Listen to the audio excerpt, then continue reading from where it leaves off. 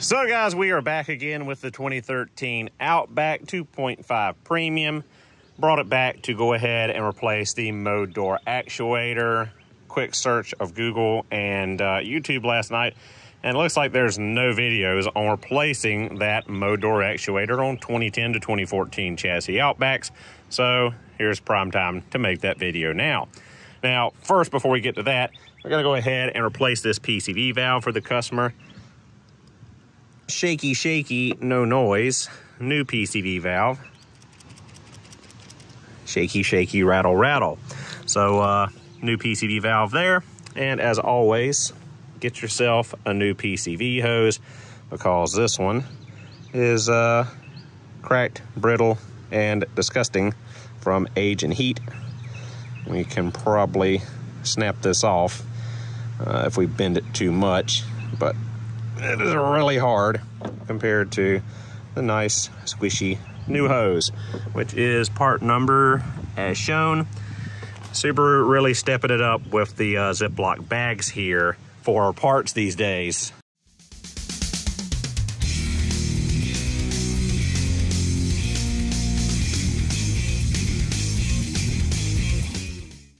And job well done. A quick, easy 5-minute replacement to ensure no oil leaks out of your Subaru, or at least help them from happening. So now the easy part's out of the way, let's get to the difficult part.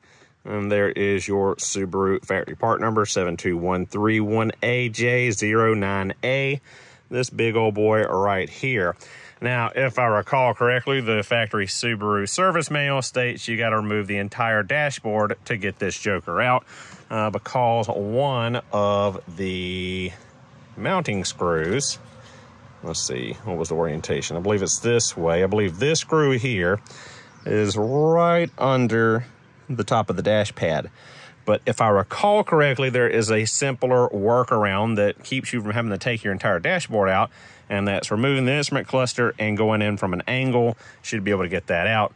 But again, can't remember if that's so or not. Been a while since I've done one of these. So we're gonna go ahead and get started on this. We're gonna try to do it the easy way, sneaking out just a cluster. But if we have to, we will remove the entire dashboard. So starting off, we'll get under here and remove this shielding here. You've got 3 little plastic rivets with a Phillips screw head. You just turn them halfway, it pops out, pull it down.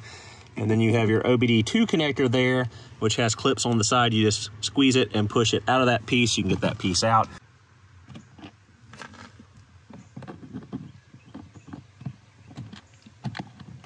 So those 3 clips are loose. Let's pull down on that.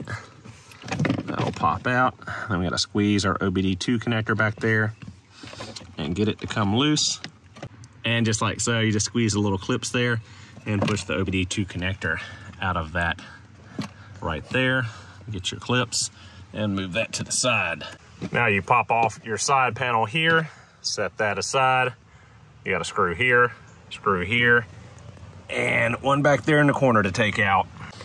Now that you have those screws out, just pull the little push pins out, pull the clips here, and pull forward there. Now you've got to disconnect the electrical pigtails for your switches and buttons over here. So next you want to remove this trim here around the radio. That way we can access a couple of screws to get to the cluster.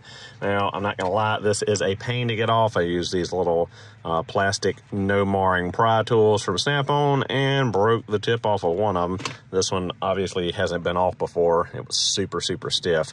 But you got clips in the corners. I think there's 3 on each side. And yeah, just take your time, because these bezels are kind of thin and you can crack that very easily. So don't get frustrated and jam a screwdriver in there. You can crack it and also mar up your dash and your trim work there. So now that's out of the way, we can remove this screw here. If my camera would focus.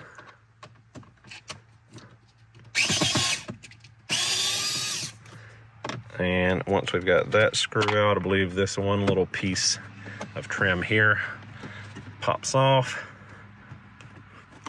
and we can get to the screws around the cluster.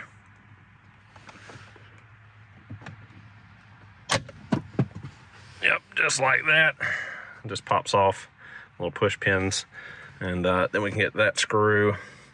So remove that screw on this side of the cluster trim. You just pull and it pops loose, and then you've got 2 screws up here to remove. Now with all that out, just pull back and remove the surround for the gauge cluster.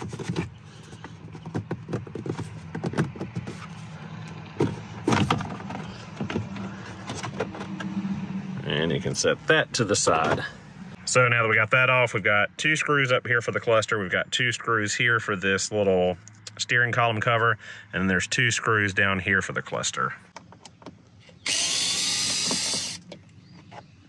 Now that you got the 4 screws out for the cluster, all you gotta do is pull it forward, and you got a couple electrical pigtails on the back to disconnect. Actually on this model, it's just 1 pigtail. So our mode door actuator is now visible, but I don't think we're gonna be able to get in there and replace it through here. Maybe we can.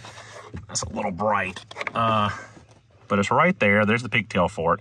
But 1 screw is still kind of obstructed by the ducting there, but we might be able to sneak it out now. So it looks like we'll be pulling the whole dash after all, just to show you guys a little bit easier. So let's pull the head unit. We got a screw on either side up here.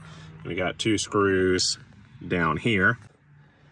Now we need to dig into our center console. So first push down the little chrome piece here, pull this clip out, and then you can pull your shift knob up.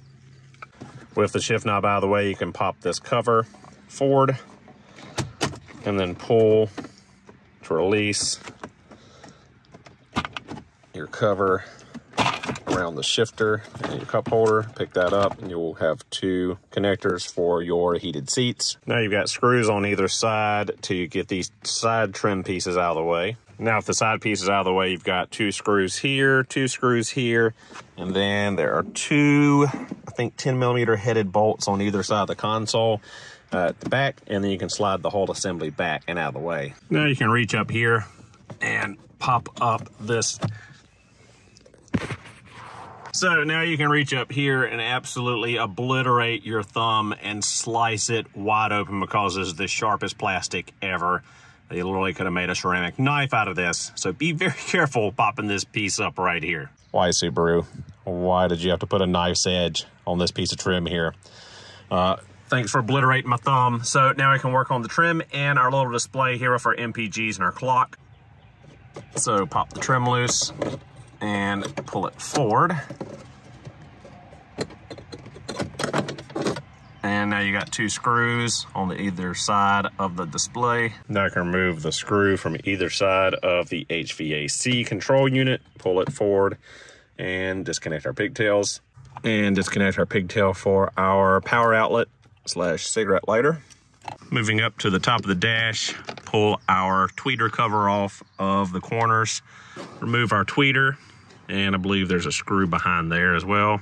If you have trouble getting out those screws because they're very close to the windshield, you get one of those little bit driver ratchets like this. Got this little Eastwood kit. I think it's about 30 bucks on Amazon. Really useful for stuff in dash work like this.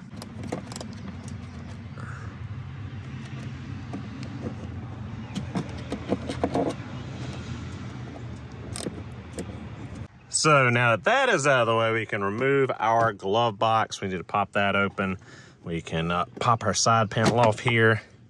We can take our damper rod off of there, squeeze the sides of our glove box in, and pull it off of the hinges.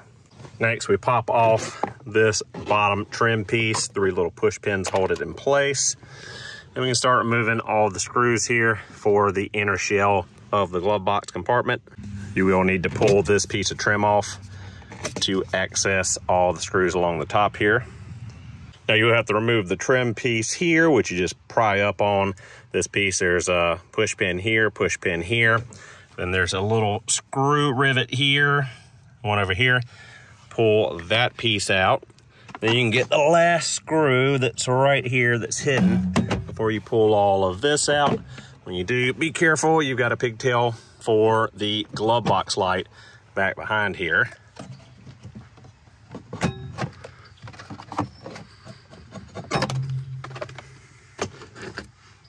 or you can just do like I did and pop it out of the holder and leave the pigtail connected. All right, so now we can start pulling our pillar trim back. If you look inside here, you will see a black clip right there. And what you want to do is reach in there with a pair of long needle nose pliers, as it says in the factory service manual, and rotate it 90 degrees to get it to slip out of there. Don't just yank it, you'll break the clip. Guys, this is one aggravating little clip right here to get out, but I was barely able to reach in there and twist it 90 degrees to get it out. You've got a regular pop little Christmas tree kind of rivet there, and then you just pull it up and swing it out. I tried every pair of pliers I got, and my Mac Pythons were the only ones that could get in there and get that clip loose. What a pain. All right, we are almost home free and ready to pull the dash cover, or what's left of the dashboard at this point. We need to get in here and disconnect the yellow electrical connector there, which is for the passenger airbag. We need to take that clip loose, and I believe there's another one up here as it routes through the dashboard. Then underneath, there are a couple of 10mm headed bolts that secure the airbag module to the crash bar. Once that is done, we can remove screw here, over here, two in there, two there, there's two more somewhere else. There's one over here and two on the corner there, and we're about ready to pull the dash out. So now that you got all of those screws out, the dash should be loose, ready to come out. Now you've got one gray connector down there for the antenna you need to disconnect, and then there are two connectors up here next to the tweeters. There's a little tab in there you got to take loose that holds the wiring into place. I have to put a screenshot in from the service manual. I don't think I can actually get in here to show you. Maybe I can, but right there is the wiring, and it clips into the dash, so you got to get that out before you pull the rest of the dashboard out. It is advisable to go ahead and drop the steering column as well, but I think I can get it out of the way enough where I don't have to mess with that, where I can get in here and get to that actuator. So there, right there, is a shot of the screw holding the wiring into the sides of the dashboard for those little tweeters. All right, so we've got our dashboard out finally, and just set it to the side. Now we can finally get in here to our mode door actuator right there. And when removing this thing, be slow, be cautious. You don't want to rip or tear any wiring harnesses, anything like that. You don't want to crack the dash or any of the pieces underneath. Lift it up, swing the passenger side out, and then lift the driver's side up and over and pull it out the passenger side door. You don't have to drop the steering column or mess with that in any way. So guys, now with that pesky dashboard out of our way, you can see we've got all the access in the world to get to the mode door actuator. Insane Subaru that we had to take the whole dashboard out just to get to this one actuator. So now that we got the three screws out, the actuator just flops back and we can pull it out and simply replace it with our new part. Now there's a couple little pegs you got to line up with these grooves. Pretty simple. Stick it back into place and put your three screws back in. So guys, at this point, it would be advisable to go ahead and reconnect your battery and check the operation of this mode door actuator.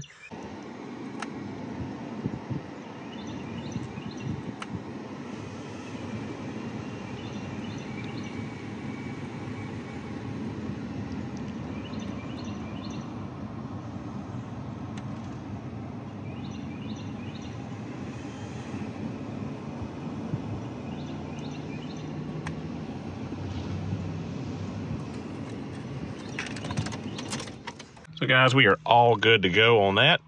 Now we just got to put the puzzle back together. All right guys, now that we've got the actuator in, we've already tested it, disconnected the battery again, we can go ahead and put the dashboard back in, get the car back together.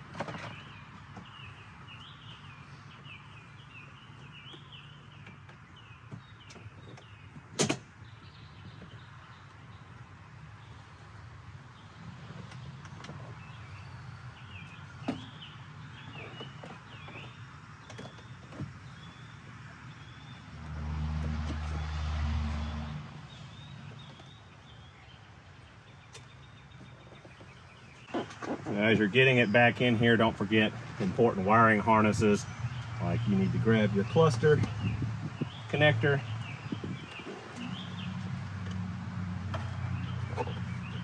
and fish it back through this hole. You're gonna need to fish through the display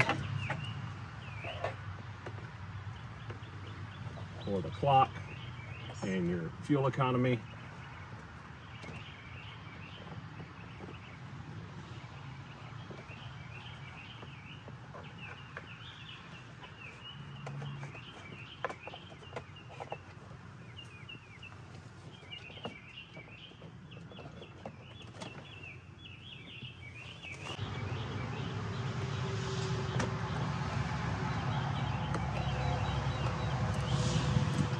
Just take your time, have patience.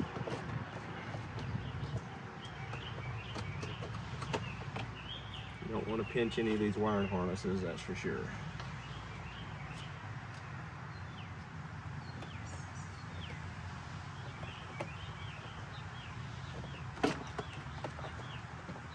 Now before you put it all the way back, remember you've got those 2 screws in the corners to replace for the wiring harness for your speakers. All right, so the dash is screwed back in. We've got our harnesses pulled through. We've got our screws back in place, holding the dashboard itself into place. We've got the airbag module back in. We've got the airbag wiring wrapped around, routed like it should be. Now just to keep putting stuff back together. So got the A-pillar cover back on, got our little speaker going back in. And we'll pop our cover back on.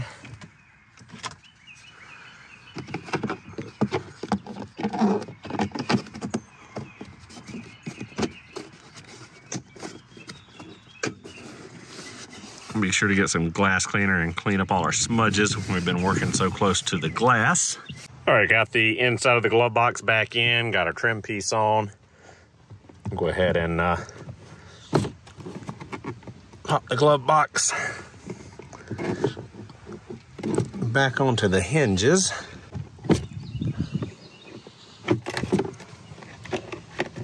Push it back up till we hit those clips on the sides of it. Pop our damper back on, close our glove box, test it, close it. Now take our side panel and pop it back into place. Got our side panels for the console back on, got our screws in place.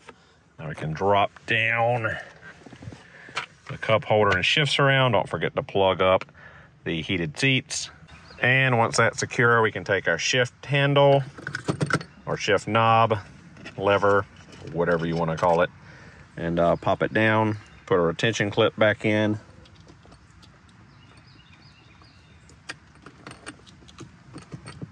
And pop up our trim piece, clip it back into place.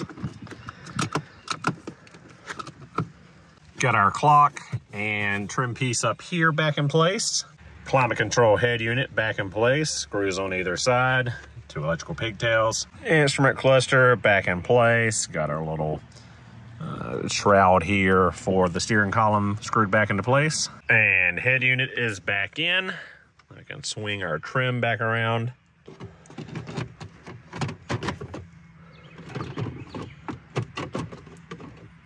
And pop it into place.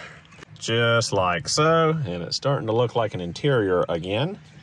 All we really got to do now is put in the knee bolster and we're done. All right, guys, and there you have it. Our dashboard is fully reassembled. All the interior pieces back where they need to go. All of that for this little mode door actuator. Thank you, Subaru, for engineering this so infuriating to get at. So guys, apologies for the quality of this video. Fighting rain, trying to get it knocked out really quickly, so unfortunately did not show you step by step removing every single screw, removing every single pigtail, but I showed you the steps you need, laid them out for you, so hopefully this will help others replace their mode door actuator, as well as, like I said earlier, I searched on YouTube, and there's no really good video at all for 2010 to 2014s on that actuator. There was one video I saw where the guy already had the dash out and pointed to where it was, and that was about it. So hopefully this helps out you owners of 2010 to 2014 Outback and Legacy models. Thank you guys so much for watching. Hope you enjoyed the video. I'll see you all in the next one.